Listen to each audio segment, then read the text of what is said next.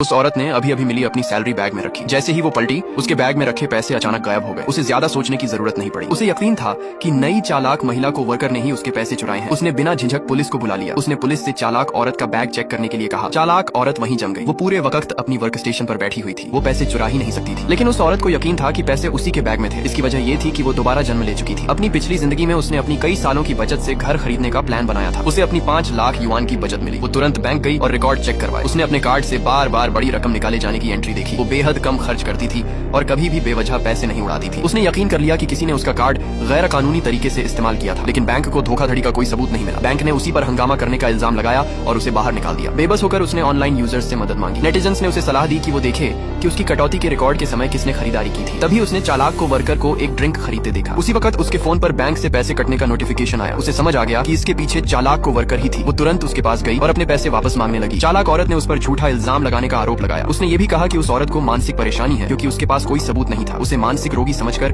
Mental hospital भेज दिया गया। बाद में चालाक औरत ने डॉक्टरों को रिश्वत देकर उसे मरवा दिया। मरने से पहले चालाक औरत ने जीत के अंदाज में उसे बताया कि घर खरीदने के लिए उसकी कई सालों की सारी बचत पूरी तरह बर्बाद हो चुकी थी। लेकिन अगले ही पल वो औरत उस दिन दोबारा जन्म ले चुकी थी, जो घर खरीदने से एक दिन पहले का दिन था। उसने तुरंत अपना बैंक बैलेंस चेक किया। उसने देखा कि उसकी सारी बचत ट्रांसफर हो चुकी थी। उसे समझ नहीं आया कि उस औरत ने चुपके से उसका कार्ड कैसे इस्तेमाल किया था। इत्तेफाक से वो सैलरी मिलने का दिन था। चालाक को वर्कर को दोबारा उसके पैसे चुराने से रोकने के लिए वो कंपनी गई और कैश में सैलरी लेने की अर्जी दी। उसने अपने बॉस से कहा कि वो 1 महीने तक कोई प्रोजेक्ट नहीं लेगी। एक सीनियर एम्प्लॉय होने के नाते उसे नई को वर्कर को ट्रेन करना था। पहले वो हमेशा नई को वर्कर के साथ बोनस बराबर बांटती थी, लेकिन इस नई जिंदगी में उसने उसे सबक सिखाने का फैसला किया। कुछ भी न जानते हुए चालाक औरत ने सोचा कि उसे फिर से मुफ्त के पैसे मिल जाएंगे। उसने लॉटरी जीतने का झूठ बोला। उसने सभी को वर्कर्स को लंच पर बुलाया। उस औरत ने कोई कसर नहीं छोड़ी। उसने जानबूझकर सबसे महंगे खाने का ऑर्डर दिया। चालाक औरत को बुरा लगा, लेकिन उसने उदार बनने का नाटक किया और उसे अपनी मर्जी से ऑर्डर करने दिया। उसने कहा कि अच्छा खाना काम के प्रोजेक्ट्स में मदद करता है। कुछ जानकार को वर्कर्स ने चालाक औरत को बताया कि उस औरत ने अगले 1 महीने के लिए अपने सारे प्रोजेक्ट रोक दिए हैं। ये सुनकर चालाक औरत हैरान रह गई। उसने गुस्से में उस औरत से पूछा कि उसने ऐसा क्यों किया। उस औरत ने उल्टा उससे पूछा कि जब उसने कोई प्रोजेक्ट नहीं लिया तो वो इतनी परेशान क्यों है। दूसरे को वर्कर्स को भी ये बात अजीब लगी। चालाक औरत को एहसास हुआ कि उसने ज्यादा प्रतिक्रिया दे दी थी। उसने बहाना बनाया कि उसे उस औरत की फिक्र हो रही थी। उसने कहा कि वो औरत हमेशा घर खरीदने के लिए पैसे बचाती रही है। उस औरत ने कहा कि वो थक चुकी है और थोड़ा आराम करना चाहती है। उसने आगे कहा कि चालाक औरत ने लॉटरी जीती है। अगर उसे घर के लिए पैसे चाहिए हो